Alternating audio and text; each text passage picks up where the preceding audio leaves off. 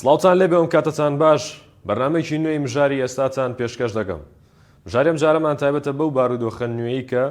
دوای نەمانی بنەماڵەی ئەسەد لە سووریا ڕوویدا. دەمانەوێت لە ڕووە نێودەوڵەتیەکەیەوە سەیری بارودۆخی نوێی ئێستا بکەین. وەک لایەنمان ئاشکرایە بارودۆخی ئێستای سووریا بە کاتژمێر گۆڕانکاری بەسەردا دێت لەلایەن ئەو گروپ و هێزە چەکدارانی کە لەو ناوچەیە دەسەڵاتیان هەیە و باڵادەستن. هەڵبەت لەگەڵ میوانەکەم کە خۆی پسپۆڕی هەیە لە یاسا نێودەوڵەتیەکانە گفتوگۆ لەبارەی ئەو بابەتانەوە دەکەین کە یاخود لەبارەی ئەو بابەتەوە دەکەین کە بزانین یاسا نێودەوڵەتیەکان بۆ ئەم بارودۆخی ئێستای سووریا دەڵێ چی؟ ئایا پشتیوانی لە کورد دەکات لە تەحریری شام دەکات یاخود لە سوپای نیشتیمانی سووریا دەکات؟ بەڵام پێشەوە دەمەوێت دابەشبوونی هێزە چەکدارەکانتان بۆ بخەمە ڕوو. سەرەتا دەمەوێت لەم ناوچە زەردانەوە دەست پێ بکەین، لەم ڕەنگە زەردانەوە.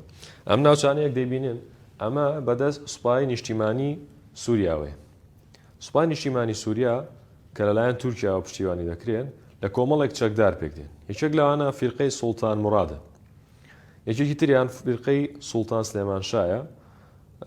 هەڵبەت چەند گروپ و لایەنێکی کەشیان لەگەڵدایە، چەند گروپ و تاقم و چەکدارێکی تریشیان لەگەڵدایە کە یەکیان لەوانە ئەحراری شەرقیەیە. ئەمانە زۆربەیان تورکمانن. هەڵبەت لەناو ئەم سوپایە ئەنجومەنێک پێکهێنراوە، ئەنجومەنێک کاتی بۆ شەرعیەتدانە بە کار و چارەکیەکەیان کە لەم ئەنجومەنەدا کورد و عەرەب و تورکمانیشی بە هەمان شێوە تێدایە. ئەم بەشەی تری کە دەیبینن ئەمە لە ئیدلیبەوە با دەست پێ بکەین. ئیدلیب هەڵبەت هەیئەی تەحریری شام بنکەی سەرەکیان لێرێ کە ئێستا کۆنتڕۆڵی بەشێکی زۆری سووریای کردووە، نزیکی لە ساڵ 65 ئەگەر هەڵەم نەکردم. ئەم ناوچانە ئەمەی کە لێرە دەیبینن تقریبا لای من ڕەنگیشی نیمچە قاوەیی هەیە. ئەمەی کە دەیبینن لێرە ئەمە ئەم ناوچانەیە کە بەدەست ئەو هێز و گروپە چەکدارانەوەی کە سەلەفی جیهادی بە نمونە بزوتنەوەی تەحریری شامە. هەڵبەت هەیئەی تەحریری شامیش خۆی هەر لێرەوە دروست بۆ، دواتر ئەو بکە چوو بۆ حەلەب و دواتر ناوچەکانی تر و دیمەشق و حەمس و حەمای کۆنتڕۆڵ کرد. بزوتنەوەی تەحریری شامە تەحریری وەتەنیە، حزبی ئیسلامی تورکمانستانی کە ئیگۆرەکانن. هەڵبەت بەوە ناسراونە میگۆرانە کە تەنانەت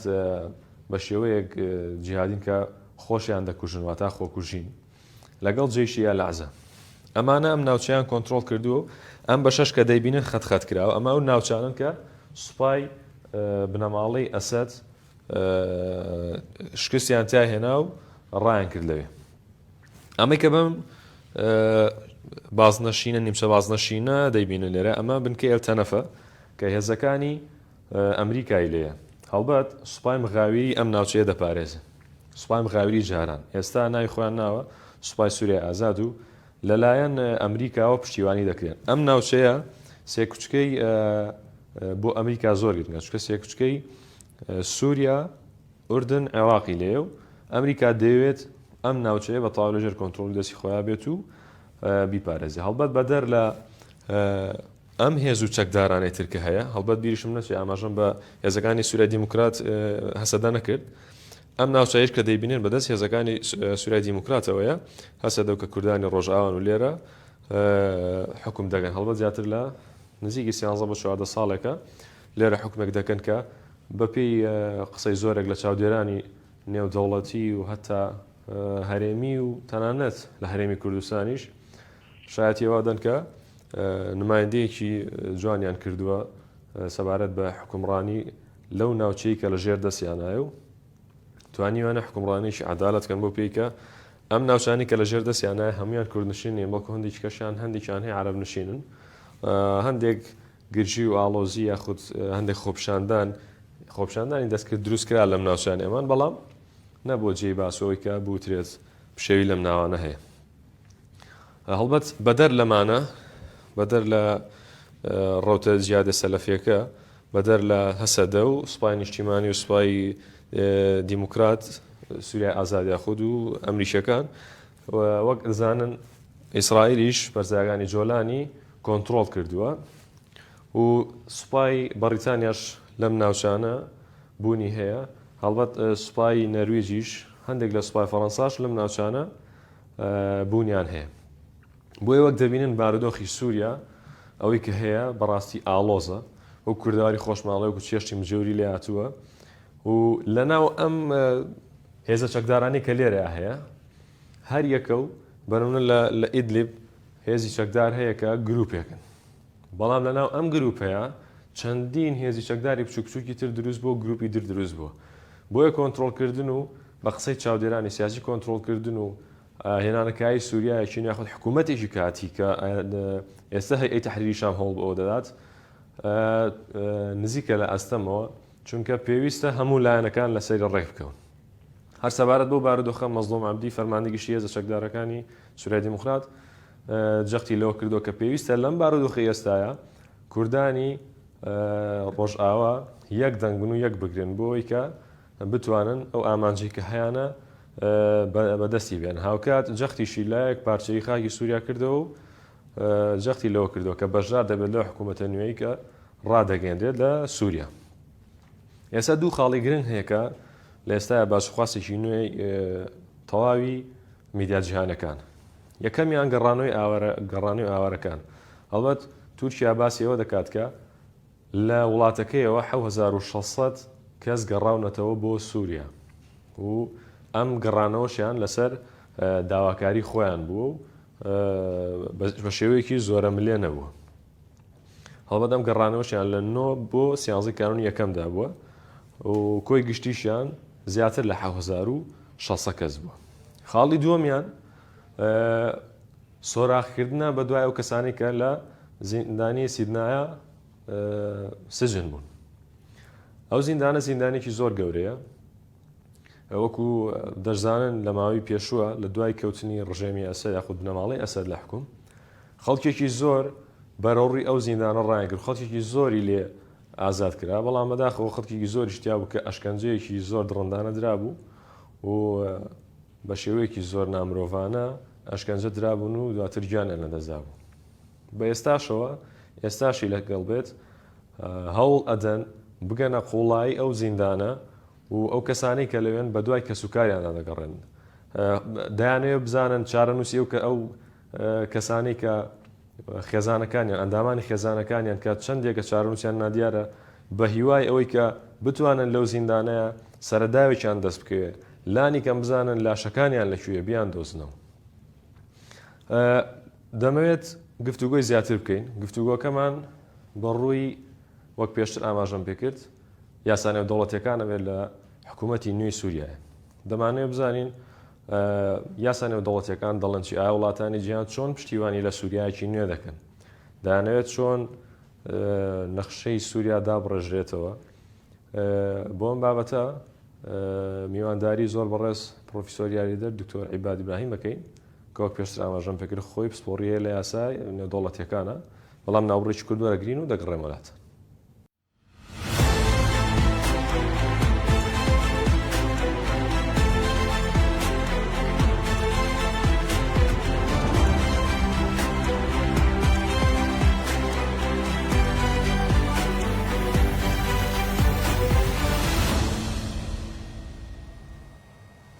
دووبارە سڵاوتان لەبێ ئێستا دەمانەوێت سەبارەت هەر بە سەبارەت بە بارودۆخی سووریا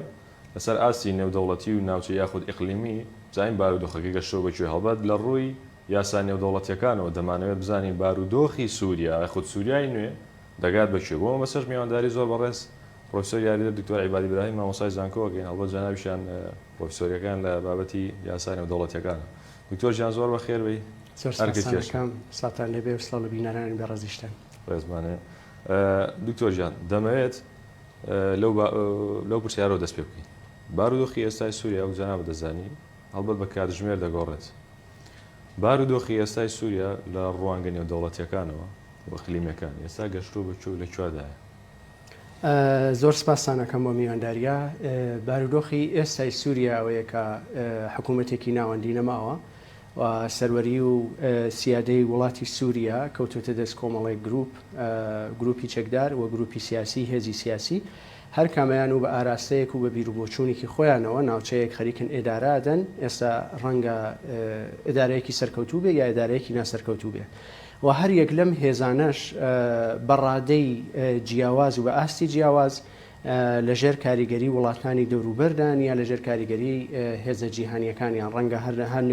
هەندێک لەم هێزانە زیاتر کەونە ژێرەوە کاریگەریانەوە هەندێکیشیان تا ڕادەیەک بکرێ پێیان بوترێت سەربەخۆ بەڵام بە زۆری ئەم هێزانە لەو هێزانن کە لەلایەن دەوڵەتانی تر و لەلایەن بیر و بۆچوون و ڕوانگە و گوتاری دەرەوە ئاراستاکرێن و ئاکرێ بڵێن بە شێوەیەکی پراکتیکی لە ئەرزی واقعدا ناسەر بەخۆن. زۆر باش دەمە پێم بڵێ لە ڕووی یاسانەوە دەوڵەتیەکانەوە ئێستا بارودۆخی سووریا چۆنە؟ ئایا ئەو کەس ئەو گروپانی کە پێیان دەوتێ هەیئەی تەحریری شام چۆن سیر دەکرێن؟ ئایا کوردانی ڕۆژئاوا لەناو ئەم چوارچێوەیە چۆن سیر دەکرێن؟ ڕووی دەقەنێ دەوڵەتیەکانە میێ من بۆ ڕوونکەیتەوە بزانین دەگات بچوون. ئەوەی کە لە ئێستا وەکو ڕوانینی زاڵ هەیە یاسای نێودەوڵەتی بێگومان کە دۆخێکی ئاوا دێتە ئاراوە بێتە دۆخێکی بە یاسایی و سەروەری وڵاتەکە لە ناوە چێدووە حکوومەتێک یا سڵتەیەک نییە کە وڵاتەکە بەڕێوە بێت لەو کاتەیە ئەنجمەنی یاسایشی نێودەوڵەتی هەست بەوە کاکە مەترسیەک ڕوبەڕووی ئەمن و ئاشتی و ئاشتەوایی و سەقامگیری نێودەوڵەتی بووێتەوە دەسەکا بە دەرکردنی کۆمەڵێک بڕیار و ڕاستپاردە و ڕەنگە ڕێکخراوە نێودەوڵەتیەکانی تر لە ئاستی هەرێمی یا لە ئاستی نێودەوڵەتیش دیسان هەمان ڕێچکە بگرنە بەر بۆ نمونە ڕێکخراوی یەکێتی وڵاتانی عەرەبی لە ئاستی کۆنکار و لووتکەی وڵاتانی عەرەبیە کۆ ئەبێتەوە و ڕاستپاردەی تایبەت بەخۆیە بێت ئیتر ئەمێنێتەوە ئەوە بزانین هەر یەک لەم ڕاستپاردە و لەم بۆچوونانەی ئەوان دەتوانێت تا چەند کاریگەر بێ بەڵام لە سەروی هەمویانەوە ئەنجمەنی یاسایشی نەتەوە یەکگرتوەکان کۆمەڵی ڕاستپاردەی هەیە لە سەرەتای دەستپێکردنی شەڕی ناوخۆی سووریاوە ئەتوانین بڵێ نزیک لە 30 بڕیارنامەی هەیە کە بڕیارنامەکان تایبەتن بە دۆخی مرۆیی ڕوبەڕووبوونەوەی تیرۆر ڕوبەڕووبوونەوەی چەکی کیمیاوی پاراستنی مەدەنیەکان و لە سەروی هەمویانەوە بڕیارنامەیەکی هەیە تایبەت بە پرۆسەی سیاسی و دەستپێکردنی پێواژۆیەکی سیاسی بۆ چارەسەرکردنی دۆخی سووریا و ئێستش کاراکتەرە نێودەوڵەتیەکان زیاتر هەوڵیان ئەوەیە کە لەسەر بنەمای ئەم یاسایە و ئەم ڕاستپاردەیە پێش بچن کە داوای پێکەنانی حکوومەتێکی کاربەڕێکەرەکات ینی ئەو حکوومەتە کاربەڕێکەرە کە لەسەر ئەساسی ئەم بڕیارنامەیە ساڵی 2015 دەرکراوە خودی بە شارەسەریش یەکردەوە ینی داوای لادانی ئەوی نەکردبوو وەکو لایەنێک لە دانوستانەکان هەوڵێدا کە ئەویش تێدا بمێنێتەوە بەڵکو دام و دەستگا حکومیەکان پارێزراوە یەکێ لەو بابەتانەی کە داوایەکە کە ئەڵێ ئەو ڕێکخرا و دام و دەستگا حکومیانە نابێت لە ناو بچن بەڵکو بۆ ئێدارەدانی دۆخەکە ئەبێ بمێنەوە جا ئێستا ئەم هەیئەی تەحریری شامە یا گروپی تەحریری شام کە هاتوۆتە سەرکار ئەوە بوو کە هەوڵیدا کە ئەو وەزیر و کارگوزارانەی کە لە حکوومەتی سووریا هەن بەو شێوە خۆیان بەردەوام بن تا بیرێکی لێ بکرێتەوە کە لە داهاتووی سووریا چۆن ئەکرێ ئێدارەی بدەن. باش بارودۆخی کوردانی ڕۆژاوی کوردستان لەوایان چەند ساڵی ڕابردووە نزیک 14 ساڵێک حکومڕانیان کردو لەو ناوچەی خۆیان ئەمە لە ڕووی نێودەوڵەتیەوە ئەمە چۆن سەیرەکرێت توانێت نمایندەیەکی باشی نێودەوڵەتی بێت وتوانێت لەسەر ئەم ئەساسە بنیاتی سووریایکی نوێ بنرێتەوە بۆ پێی کێسە فەوزایەکی زۆر هەیە لە ناو سووریای خۆیە بێ ئەمە دوو بابەت لە یەکتر جیاب بکەینەوە بابەتێکمان هەیە وەکو یاسای نێودەوڵەتی وەکو پرەنسیپ و بنەما نێودەوڵەتیەکان بابەتێکی تریشمان هەیە وەکو پەیوەندیە نێودەوڵەتی و لەسەر ئەساسی بەرژەوەندی و داوخوازی و حەز و ئارەزووی دەوڵەتەکانە ئەوەی کە بەلای یاسا و بەلای بنەما ئەخلاقی و یاسایەکانە بشکێتەوە ئەو ئەزمونەی کە لە ماوەی 4 ساڵی ڕابردوویە لە ڕۆژاوای کوردستان و لە باکووری سووریا پێشکەش کراوە لەلایەن ئەو هێزەوە کە نوێنەرایەتی ئەم ناوچەیەکە ئەزمونێکی سەرکەوتوو بووە مافی ژنان پارێزراوە مافی هەموو پێکاتەکان پارێزراوە ئێدارێکی باشیان پێشکەش کردووە ڕوبەڕووی گەندەڵی بوونەتەوە لە دۆخە ئاوارتە و دۆخەنە ئاساییەکان ناتوانیمیانە ئێدارەیەکی باش بدەن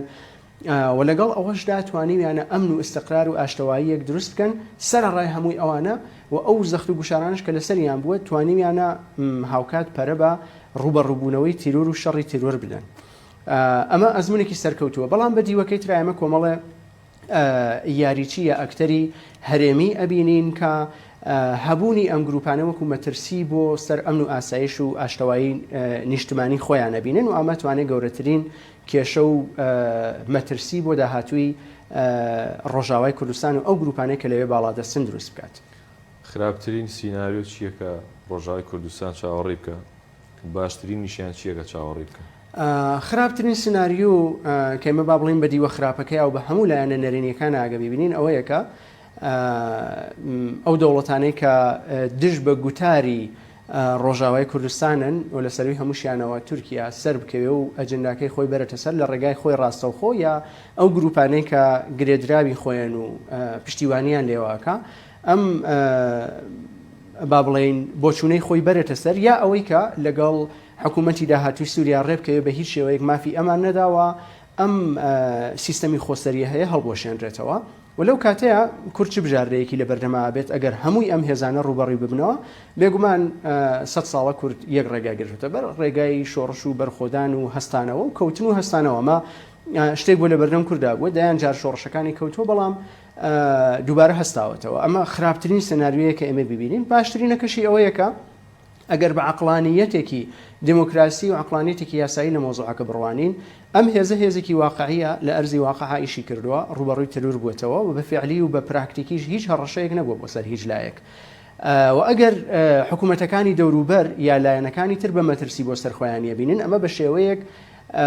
پەرتکردن و دایڤرتکردنی کێشە ناوخۆیەکانی خۆیانە کە یانەوێت لە دەرەوەی سنوورەکان چارەسەری بکەن بە پێچەوانەوە بگەڕێنەوە بۆ ناوخۆی خۆیان و لە پایتەختەکانی خۆیان و لە یاسا ناوخۆیەکانی خۆیانە ئەو بابەتانە چارەسەر بکەن نە ئەوەی کە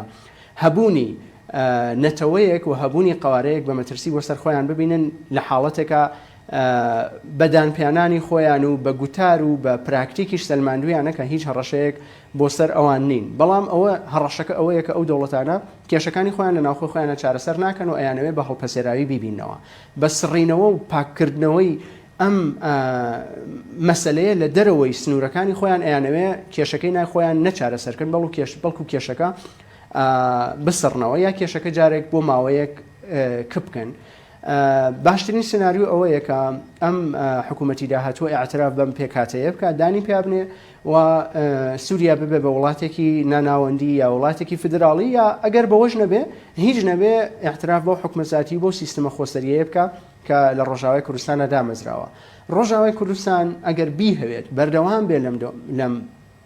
وەزعیەتە و بیهەوێت پێگەی خۆی قایمکە یەکەم هەنگاو ئەوەیە کە بە یەک گوتار و بە یەک لێژنە و بە یەک دەنگەوە بەشداری دانوستنەکان بێەوە هەڵ نەدا دوور بکەوێتەوە بەڵکو چەقی ململانەکانی خۆی لە ڕۆژاوا لە حەسەکە و قامیشڵەوە بگوازێتەوە بۆ دەمەشق لەوێ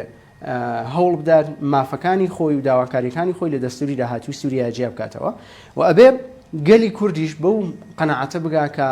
100 ساڵی لەوە پێش نییە و هەر لایەنێک یا هەر هێزێک بیهەوێ پێچەوانەی ئەو گوتارەکە مافی گەل ڕەچاوەکە مافەکانی گەل بخاتە ژێر پێوە و بەرژەوەندی خۆی یا بەرژەوەندی لایەنێکی دەرەوەی کوردستان ئەگەر بیهەوێ بەشداری دانوستانەکان بێ ئەوە بێگومان لە بەردەم دادوەری و لە بەردەم قەزاوەتی مێژوویە مێژوو حکمی لەسەردات بۆیە ئەو هەوڵانە کە هەیە کە ئەگەر کورد بەشدار بێ لە دانوستانەکانە یا هەر ڕێکەوتنێک کە بێ ئەو ڕێکەوتن و ئەو یەکگرتوویە ئەبێ لە قامیشلو دروست بێ لە دەرەوەی قامیشلو و حەسەکە بە دەستێوەردانی هیچ لایەنێک و هیچ هێزێک و هیچ دەوڵەتێکی تر دروست نابێ بەڵکو ئەکرێت لەوێ بە پێواژوەیەکی کوردی ئەم ڕێکەوتنێ دروست بێت و بە یەک گوتار و بە یەک لێژنە بەشداری دانوستانەکان بن ئەو کاتە سەنگی کورد و هێزی کورد لە دانوستان لەگەڵ ئەو هێزانەی کە دەسەڵاتی داهات و دێمەشقن بێگومان زیاتر ئەبێت و ئەمە باشترین بژاردا بێ لە دەم کووردا لە بەردەم کورداوە کورتە ئەو شوێنەی کە بۆی ئەکرێ هەوڵ بدات لە ڕوبەڕووبوونەوەی چەکداری و لە تێک هەڵچوونی چەکداری خۆی بپارێزێت کە لەمە زیاتر قوربانی لێ نەکەوێتەوە من وا ئەزانم بە پراکتیکیش ئەمەیان نیشان داوە لە هەندێک شوێن ئەگەری ڕوبەڕووبوونەوە هەبووە بە ژیرانەی و بە پراکتیکی سەربازی هەوڵیان ناوە ئەو ڕوبەڕوونەوەیە ڕابگرن یا بە ڕێکەوتنێک بۆ ماوەیەکیش تەنانەت ئەگەر کەمیش بێ ئەو مەترسیە لەسەر گەلەکەی خۆیان دوور بخەنەوە ئەم پرسیارە لە پەنجەرەی نێودەوڵەتیە و ئەو بارودۆخی کە ئێستا لە سووریا گوزاریان پرسیارەکەم جۆلانی لێدوانێکیە وڵێ مافی کورد دەپارێزن لە سووریایە بەڵام لە تەسریحیشکە ئەڵێ پێویستە هەموو هێزە چەکدارەکان چەکدا بنێن و حکوومەتی سووریا بەڵێ حکوومەتێک وەکو خۆیڵە حکوومەتێک دروستەکەن و لەژێر چەتری حکوومەتی سووریا بن ئەمە بۆ جۆلانی سەرگرێ ئەوەی کە لە ئێستا ناتوانین بڵێن ئەمە بۆ کەسێکی وەکو جۆلانی یا گروپەکەی جۆلانی ئەچێتە سەر چون خۆتەزانی بە دقە و بە کاتژمێر لە سووریایە بابەتەکانە گۆڕەوە ناتوانانی پێشبینی بکەن بەڵام واقعی مەدانی ئەوە نیشانەدا کە بێگومان هێزی کوردی ناچێتە ژێر ئەو بارەوە کە ئێستا و بەم وەزعیەتی ئێستاوە بەبێ زمانێکی نێودەوڵەتی هێزەکانی خۆی و چەکەکانی خۆی ڕادەست بکات ئەکرێ بژارەیەکی وا لە بەردەما بێت کە ئەم هێزانە ببن بە بەشێک لە منزومەی دفاعی یا منزومەی بەرگری سووریا بەڵام لەژێر چاوەدێری هێزەکانی سووریایە بن وەکو بەشێک لە وەزارەتی بەرگری سووریا بمێنێتەوە بەڵام ئێدارەدانی ناوچەکانی خۆیان لە ئەستۆی ئەمانەیە بێت چون بە مێژوو سەلمێنراوە ئەو گوتارانەی کە زاڵە بن و گوتاری نەتەوەی سەردەستن یا گوتاری با بڵێن کولتوری سەردەستن ڕێگە بەوە نادەن کە کولتورێک و گوتارێکی تر لە دەرەوەی ئەوان دروست بێت و ئەو گوتارێک کە ئێستا زاڵە لە ڕوانینی ئەم گروپانەیە ئێمە توانین وا ببینین کە گوتارێکە قەت مل بۆ فرەپێکهاتەیی و فرەکەلتوری دانادا و لە دەرەوەی ئەو گوتارە زاڵە و ئەو خوێندنەوە بەرتەسکەی خۆیان خوێندنەوەیەکی تر قوبوڵ ناکەن ڕاستە ئێستا تۆزێ نەرمی ئەنوێنن بۆ ئەوەی کە بتوانن دەموچاوێکی باش پێشکەشی دنیای دەرەوە بکەن بەڵام بێگومان لە ئەگەری سەقامگیر و پتەوبوونی پێگەی خۆیانە سبەینێ ئەکرێ ڕێک پێچوانەی هەمان شتانەکە ئەم ڕۆوتویانە هەڵسوکەوت بکەن و هەمووی ئەو شتانێکە ئێستا ڕێستویانە لیان بکەنەوە بەخوری باش بۆ پێی جەنابەت یاسای نێودەوڵەتی اختصاسەکە یاسای نێودەوڵەتی دەمێ ئەوم پێ بڵێ ئەگەر قەرار بێت حکوومەتێکی نوێی سووریا دابمەزرێ یەکەم یاسا کە پێویستە بۆ بەرقەراربوونی سووریا بۆ ئەو بارودۆخی کە تایەتی هەڵبەت لایەنە مرۆیەکەیمان بیر نەچێکە چەندە ملیۆنان کەس ئاوارە بوون بە سەدان هەزار کەس گیانیان لە دەستداوە بوونی ئەم شەڕ و کوشتارەوە یەکەم یاسا کە پێویستە دەربکرێ هەم لە ڕوانگەی نێودەوڵەتیەکان بۆ بارودۆخی سووریا یەکەم یاسا دەبێت چی بێ حکوومەتە نوێ دەری بکرێت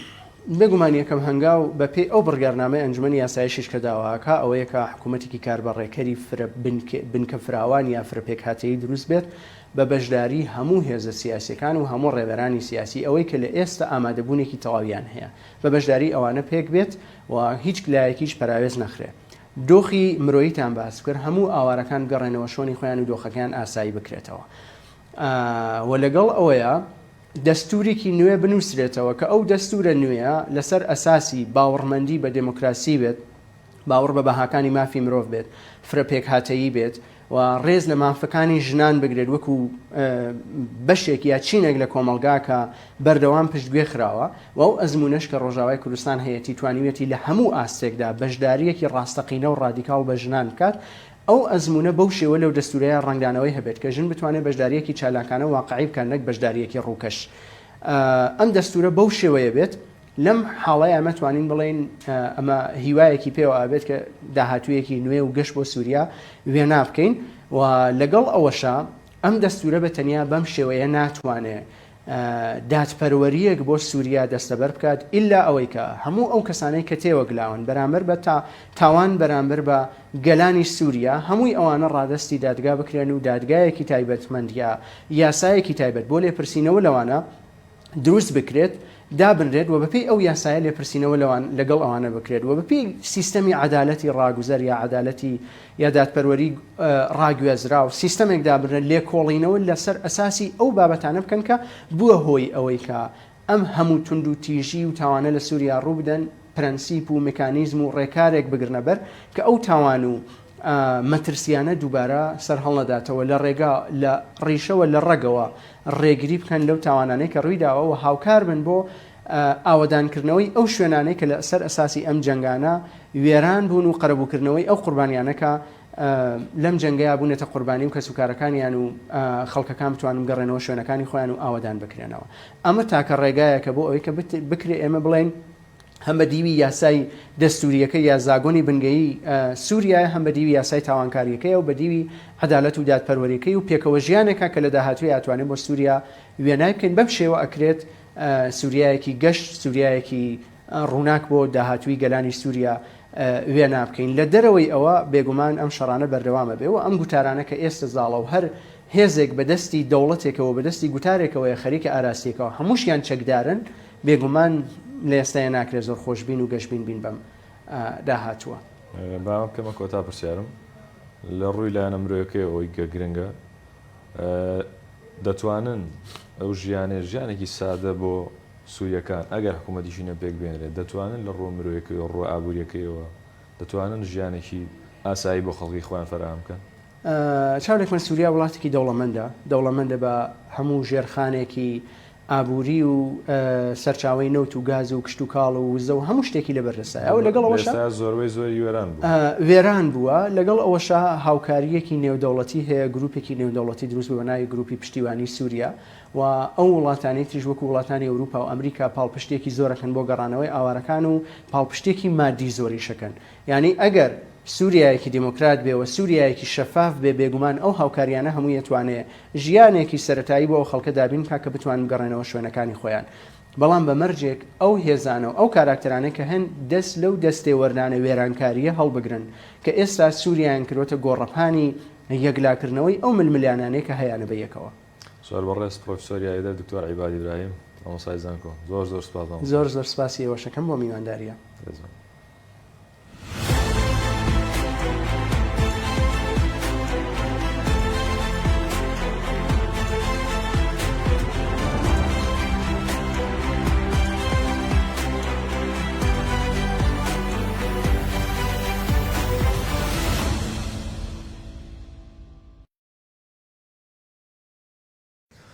حکوومەتی هەرێمی کوردستان دوای زیاتر لە 7 ڕۆژ بڕیاریدا موچەی مانگی دەی موچەخۆران دابەش بکات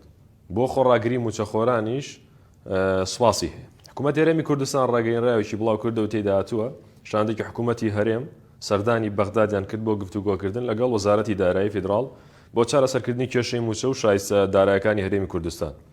گفتوگۆکان ئەرێنی بوون و لە یەک تێگەشتنی هاوبەش هاتووەتە دی بۆ دابینکردنی شایستەکانی موچەخۆرانی هەرێم.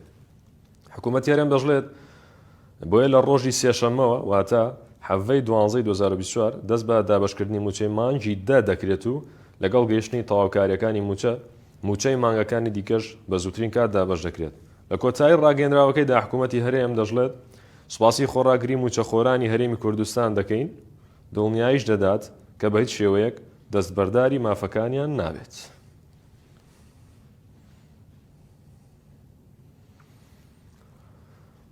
لە هەولێر ژمارەیەک مامۆستا و فەرمانبەر و موچەخۆر داوای تەوتینکردنی موچەکانیان دەکەن. دەژڵێن تەوتینکردنی موچە هەم سوود بە موچەخۆران دەگەێنێت و هەم سوودیشی بە حکوومەت هەیە. ئەمە بە فەرمی ئینزاری هۆشداری هەردوو سەرۆکی حکوومەت و هەردوو وەزیری داراییمان داوە و ئەگەر هاتوو بڕیاری تەوتین وەکو خۆی جێبەجێ نەکەن ئێمە ڕێکاری یاسایی دەگرینە بەر هەروەکو لە ئینزارەکە داهاتووە. خاڵێکی زۆر گرنگ ئەوەیەکەوە ئێمە هەوڵ دەینکەوە پرۆستەی تەوتین تەنها لەسەر چەند کەسێک ڕانەوەستێ من و چەند برادێک بەڵکو هەڵدنکەوە هەموو موچەخۆرانی هەرێمی کوردستان پێکەوە ئەنجومەنێکی پاڵپشتی دروست بکەین بۆ تەوتینی موچێ فەرمانبەرانی هەرێمی کوردستان لە ڕووی فشاری مەدەنی هەروەها لە ڕووی یاسایی و کارجێریەوە هەروەها بتوانین داراییش پشتگیری ئەو پارێزەرە خۆبەخشانە بکەین کەوا پاڵپشتی ئەو کەیسی دەکەن. بۆیە لێر ڕای دەگەینکەوە هەڵمەتێک دەست پێ دەکەین بۆ دروستکردنی ئەنجومەنێکی پشتگیری بۆ تەوتینی موچێ فەرمانبەران. و سەبارەت بە پرسیارەکە ئایا چەندی پێدەچێ ئێمە لە ئینزارەکەدا ڕوون هاتووەکەوە لەو ڕۆژەی کەوا ئینزارەکە ئەم پێدەگات سەرۆکی حکوومەتی هەرێمی کوردستان سەرۆکی حکوومەتی عێراقی هەروەها وەزیری دارایی هەرێمی کوردستان وەزیری دارایی عێراقی لەو ڕۆژەی کەوا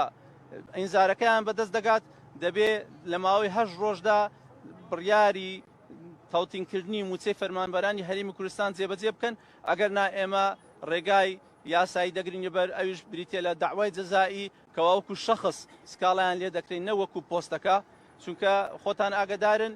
لە دادگای فیدراڵی و لە دادگای کارجێری سکاڵا لەسەر پۆست دەکرێت واتە کەسەکە بەرپرس نییە تەنها بڕیارەکەی لەسەر دەردەکرێت بەڵام ئەم جارە جیاوازە سکاڵایەکە جەزائیە لەسەر شخصەکان دەردەکرێت لەوانەیە مولک و ماڵیان ڕابوەستێ واروە گەشتی دەرەوەشیان بۆ ڕابژیرێ ئەگەر هاتوو سکاڵایەکە